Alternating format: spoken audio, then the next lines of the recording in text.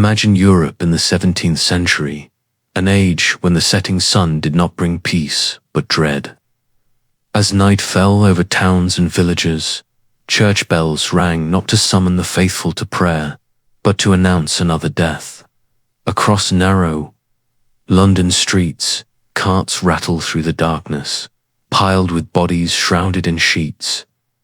Families barred their doors, incense burned in vain attempts to purify the air, and physicians in long-beaked masks muttered prayers while carrying pouches of herbs against the stench.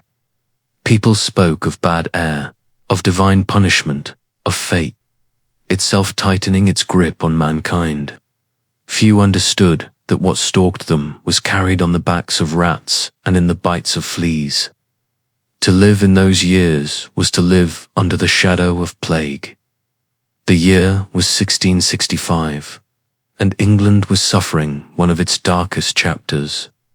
London was the epicenter, where perhaps a quarter of the population perished within months. The city was silenced. By fear, the streets littered with the echoes of grief. But the plague did not respect city walls. It crept outward, along roads, into market towns, and into the countryside where life had always seemed so steady and secure, tucked into the green hills of Derbyshire. Far from the chaos of London lay a small village called Eyam. At first glance, it was ordinary, perhaps even idyllic. Stone cottages stood shoulder to shoulder, their chimneys trailing smoke into the cool air. Fields spread out toward the moors, and the sound of children's laughter carried across cobbled lanes. The village numbered no more than 700 or 800 souls. They worked the lead mines, farmed the land, and traded cloth. In those warm months of 1665, life seemed as it always had been. No one could know that Eyam was about to become the Stage 4, one of the most remarkable acts of collective sacrifice in history. The story began not with an army or a fire, but with a parcel. In September of that year, a bolt of cloth was delivered from London to the home of Alexander Hadfield, the village tailor. The cloth had been damp during transport, and so his apprentice, George Vickers, laid it out near the hearth to dry. In doing so, he released what no one could see. Fleas, carrying the plague bacterium, stirred in the warmth and leaped to new hosts. Within days, George fell gravely ill. Fever raged through him.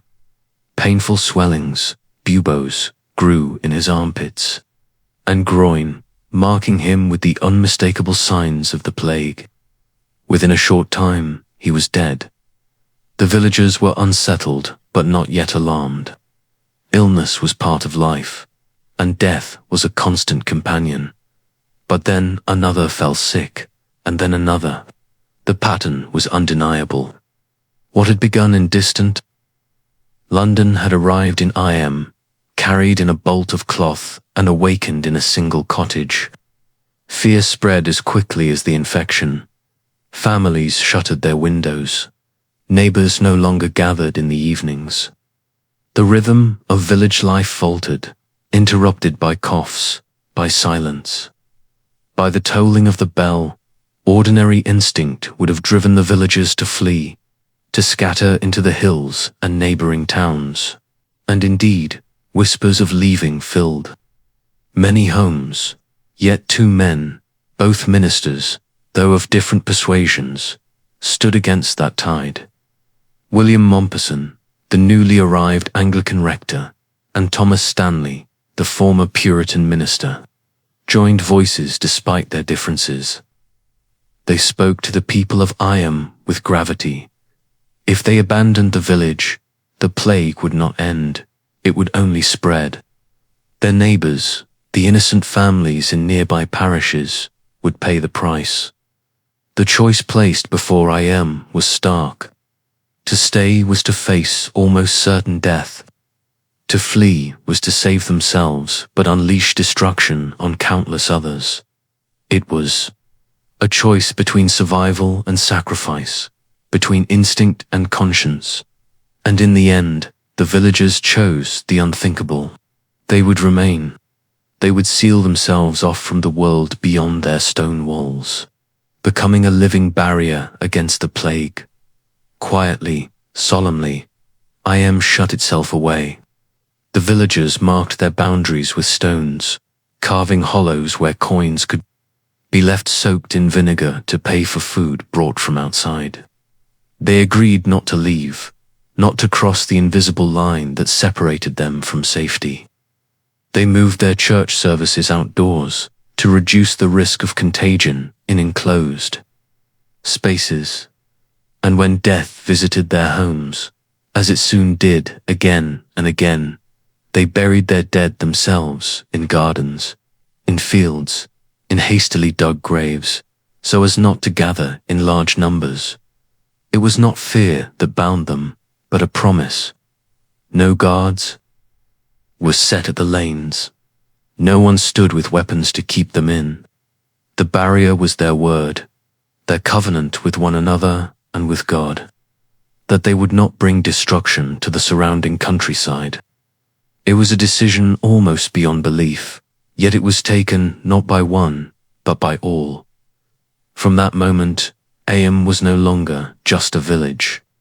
It was a fortress of sacrifice, an island of the doomed, a place where ordinary people had chosen death so that strangers might live. The story of what followed the long months of isolation, the waves of suffering, the acts of quiet heroism and unimaginable grief would etch Eyam forever into the annals of history as the village that chose death. The first weeks of Eyam's isolation carried a strange kind of silence. Life appeared unchanged from the outside, the same fields stretching across the valley, the same smoke rising from cottage chimneys, but beneath the surface, everything was different. Neighbors no longer visited each other. Doors were opened only cautiously. Children who once played freely in the lanes now stayed close to home. It was as though the entire village was holding its breath, waiting for the next name to be spoken in hushed tones, the next bell to toll. The arrangements for survival had been set in motion. On the outskirts of the village, stones were laid to mark the boundaries. In some hollows were carved to hold coins. These coins were soaked in vinegar, believed to purify them, and left as payment for food and supplies brought from nearby towns. Farmers and traders would approach the boundary, leave their goods, bread, grain, meat, and sometimes even simple medicines, and retreat. Hours later, villagers would collect them, trusting that the invisible line between life and death had not been crossed. It was a system built on faith and discipline, and for the most part, it worked. Church services, once held within the cool stone walls of Eyam's chapel, now took place in the open air. On a natural slope just outside the village, the minister stood upon a flat outcrop of rock, his voice carried by the wind. Families gathered at a distance from one another, each cluster separated by space, but joined in prayer. The hymns rose softly across the hills, a fragile reminder that faith might endure, even as bodies failed. Yet even as precautions were followed, the plague advanced. Some households were struck quickly and violently, others lingered in uncertainty. It seemed to choose at random, sparing one cottage while devastating another next door. Rumors stirred that sin or divine displeasure guided its hand. But in truth, no one could predict where it would fall next. Within the cottages, the sickness revealed itself in cruel detail. Fever would strike first, burning through the victims. Bodies soon came, the swellings, dark and painful, sometimes bursting with infection. Families did what little they could. Vinegar compresses were pressed to the skin, herbs were brewed into teas, prayers whispered over the sick. But more often than not, there was little hope. Death could arrive within days, sometimes even hours. The plague was merciless. What made it worse was that mourning itself had to change. In ordinary times, a funeral was a moment for the community to come together, to share grief and find strength. In Eyam, that comfort was denied. Families buried their own dead, often in gardens, or at the edge of fields, or in makeshift plots behind stone walls. To gather in crowds was too dangerous. Thus, grief became a private weight, carried alone or within the small circle of a household. There were acts of bravery in this grim routine. Mothers cared for children even as their own bodies weakened. Husbands dug graves for wives. Children, barely old enough to understand, sat beside the beds of parents fading into silence. Some families were entirely extinguished, their cottages left empty, the hearths gone cold. Yet even then, the village kept its promise. No one fled. No one broke the covenant to remain within the invisible prison they had chosen. As weeks turned into months, the discipline of Eyam became a kind of second nature. People no longer questioned the boundary stones. They accepted the vinegar coins, the silent exchange of food, the outdoor prayers. Life narrowed to the essentials. Work when strength allowed, care for the sick, bury the dead, and wait. The seasons shifted slowly. Winter brought a lull in the plague's fury, as cold seemed to slow its spread. Hopes rose faintly, as though the worst had passed. But spring returned, and with it came new warmth, new life in the fields, and a new surge of death within the village. The plague returned with greater force, striking households that had been spared before. In some places, entire families were wiped out in a matter of weeks. Stories spread of a mother who buried her husband and children with her own hands, returning each time to her home in silence until she was alone. Such tales became whispers that passed from cottage to cottage, carried by those who still clung to life. The ministers, Mompesson and Stanley, continued their work despite the risks. They visited the sick when asked, offered prayers at distant doorways, and helped dig graves when families could not. Mompesson himself faced his own trial when his wife, Catherine, fell ill. He had begged her to leave Eyam with their children when the decision for quarantine was made, but she had refused, choosing to remain by his side. As her condition worsened, he held her hand, knowing what was to come, knowing there was nothing he could do to save her in time. Catherine Mompesson joined the growing number of graves scattered across the fields of Eyam. Her death was not only a personal tragedy, but a symbol of the cost borne by the village. Even the leaders who had called for sacrifice were not spared. And yet, the people did not turn away from their vow. They continued on, bound together by the knowledge that their suffering protected countless others beyond their hills dot by summer. Eyam was a place transformed. Once it had been a lively village, filled with laughter, chatter, and the bustle of daily life. Now it was quieter, more solemn. The songs of birds and the rustle of leaves often seemed louder than the voices of the people, and still the plague walked among them, unseen but ever present, a shadow that touched every household. The months of isolation stretched on, and with them, the weight of fear, grief, and endurance. Yet through it all, Eyam remained steadfast. The villagers had chosen their path, and they followed it with a resolve that astonished even themselves. They did not know how long the ordeal would last, nor how many would survive. But each day they held to their promise, living with death at their doorstep, waiting for the moment when the shadow might finally lift. By the summer of 1666, Eyam had become a place of relentless sorrow. What had once been a village of laughter, of market days and weddings, was now a valley of graves. The plague had sunk its claws deep, and there was no household untouched by its shadow. Some cottages stood silent, their windows shuttered, their hearths cold, because everyone inside had perished. Others clung to life with only a single survivor left to remember what had once been a family. At the height of the outbreak, it seemed that death struck every day. The sound of shovels biting into earth became as familiar as the church bell. The villagers buried their loved ones in gardens, in nearby fields, wherever the ground would open.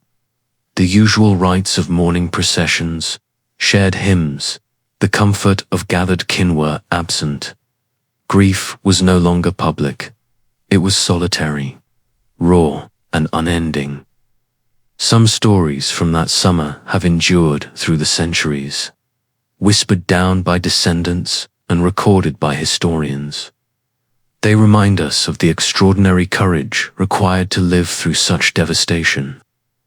One of the most haunting is the story of Elizabeth Hancock. She lived on a farm outside the village with her husband and children. When the plague came for them, she was left to face its cruelty alone. Over the course of just a single week, she buried her husband and 6 children with her own hands. No neighbors came to help. No relatives could gather. The rules of isolation demanded she do it herself, and so she did. One grave after another, she carried her family to the earth, covering them with soil, standing alone in the field that had once been filled with life. And then she returned to her empty home, the silence pressing in from every corner. She survived, but survival was not the same as living. There were other tragedies, no less heavy, though perhaps less known. Entire families vanished, leaving behind only their cottages and the marks of their tools. The Thorpe family, the Seidels, the Talbots' whole lineages ended in the space of months. In some homes, parents died first, and children wandered, bewildered, until neighbors, themselves stricken, took them in. In others, children succumbed before their parents' eyes, leaving mothers and fathers hollowed by grief. The ministers who had guided the village into quarantine bore their share of suffering. 2.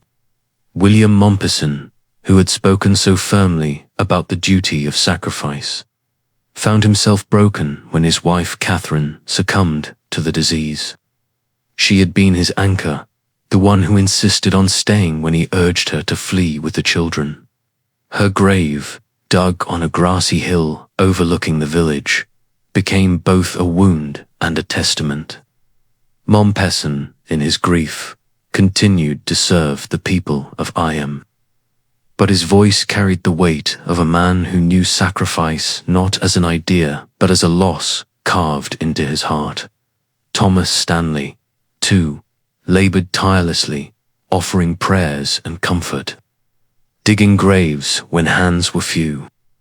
Though the 2 ministers came from different traditions, in those desperate months they stood side by side, united in purpose.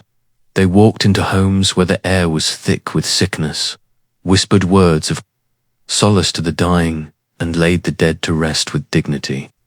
Their leadership gave the village strength, even as their own hearts were breaking. Amid the horror, there were small acts of heroism that revealed the resilience of the human spirit. Villagers continued to care for one another as best they could, leaving food at doorsteps, tending animals when their neighbors fell ill, watching over orphaned children. Some risked their lives to comfort those in their final hours. In those moments, Eyam was not just a place of death. It was also a place of extraordinary love, expressed in silence and sacrifice. As the plague reached its height, the population of Eyam dwindled rapidly. From nearly 800, hundreds had died. Estimates suggest that more than 2/3 of the villagers were lost. Each death was not only a number, but a face, a voice, a story cut short. The villagers' lanes, once alive with chatter and footsteps, were quiet now, haunted by absence. And yet, through all of it, no one broke the covenant. Not a single villager abandoned Eyam to save themselves. The invisible wall they had built around their community held firm. Beyond those boundaries, Stone's life continued in the surrounding villages. Markets bustled, fields were tilled, children played, and those communities remained untouched by the plague, shielded by the sacrifice of Eyam. By the time autumn drew near, the disease began to lose its grip. The worst had passed. The fever that had burned so fiercely through the summer finally began to cool. The number of new graves slowed. Survivors emerged, pale and hollow-eyed, from cottages that had been dark for weeks. They stepped into streets quieter than they remembered. Looking around at a village forever changed, what remained was not just devastation, but also an enduring question. What had it all been for? The people of Eyam knew the answer even as they mourned. Their suffering had held back the tide. Their vow had saved countless lives in the villages and towns beyond the hills. They had endured the unendurable, and though the cost was almost unbearable, their sacrifice had not been in vain. When the plague finally loosened its grip, Eyam was a shadow of the village it had once been. More than 2/3 of its people were gone. Cottages stood empty, their doors swinging open in the wind, the gardens overgrown. The air was still, heavy with the memory of cries and the toll of the bell. Survivors walked the lanes slowly, many of them gaunt and hollow-eyed, carrying grief that words could not hold. Yet the silence was not absolute. The sound of footsteps returned. The voices of the living began to mingle again, cautious, subdued, but alive.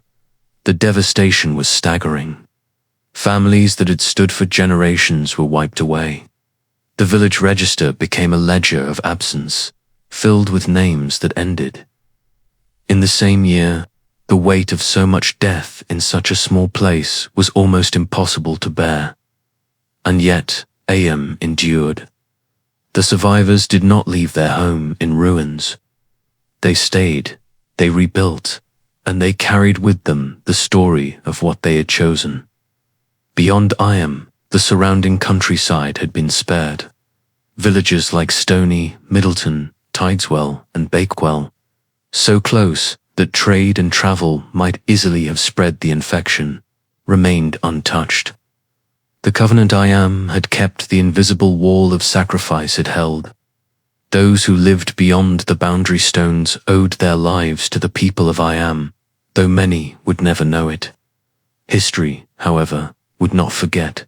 For William Mumperson, life after the plague was marked by both survival and sorrow. He continued his ministry, but he never remarried, his heart bound to the wife he had lost.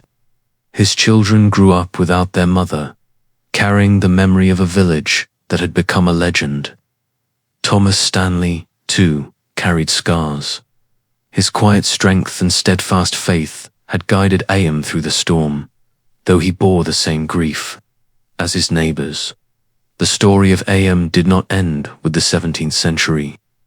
It echoed through time, retold as a lesson in courage and communal responsibility. Historians marveled at the discipline of ordinary villagers who chose to confine themselves, knowing it would likely cost their lives. Writers and preachers used Eyam as an example of Christian sacrifice, of neighborly love, of the triumph of duty over fear. To this day, visitors still walk the lanes of Eyam, stopping at the boundary stones where vinegar-soaked coins once lay, at the graves where families were buried side by side, at the stone pulpit where sermons were delivered under the open sky, Eyam became known as the village that chose death. But perhaps that title is not quite right. For though they chose to face death, what they truly chose was life not for themselves, but for others. They chose to give up their chance of escape so that countless strangers beyond their valley might never know the terror they endured. They chose to bear the suffering of many rather than spread it to the innocent. It was a choice rooted in love, in faith, and in the profound understanding that sometimes the greatest heroism lies not in battle, but in endurance. In the centuries since, the world has faced many other plagues and pandemics. Science has given us understanding that Eyam never had. We know now about bacteria and viruses, about contagion and quarantine, about medicine and prevention. And yet, when such trials return, the story of Eyam still has power. It reminds us that knowledge alone is not enough, that courage, compassion, and the willingness to sacrifice for others are what truly save communities. As you walk today through Eyam's quiet streets, lined with stone cottages that have stood for centuries, it is difficult to imagine the anguish of those terrible years. The fields are green again, children play without fear, and the church bell rings, not for death, but for gathering. Yet beneath the peace lies a memory carved into the stones and the soil, the memory of a village that, when faced with the darkest of choices, chose the path of sacrifice. Eyam is remembered not simply because its people died, but because in dying, they saved others. Their story is a testament to the strength of ordinary people, to the power of community, and to the enduring truth that sometimes the noblest act is not to fight for life at any cost, but to give it up so that others may live. And so, more than 300 years later, the village that chose death still speaks to us. It tells us that history is not only made by kings and generals, but also by farmers, miners, tailors, and children who stood together when the world turned against them. It tells us that in the quietest of places, in the humblest of lives, humanity can rise to its greatest heights. Thank you for joining me on this journey through history. This has been the Bedtime Historian, where the past comes alive to guide you into rest. If you enjoyed tonight's story, please like, share, and subscribe for more calming tales of history. Until next time, sleep well and good night.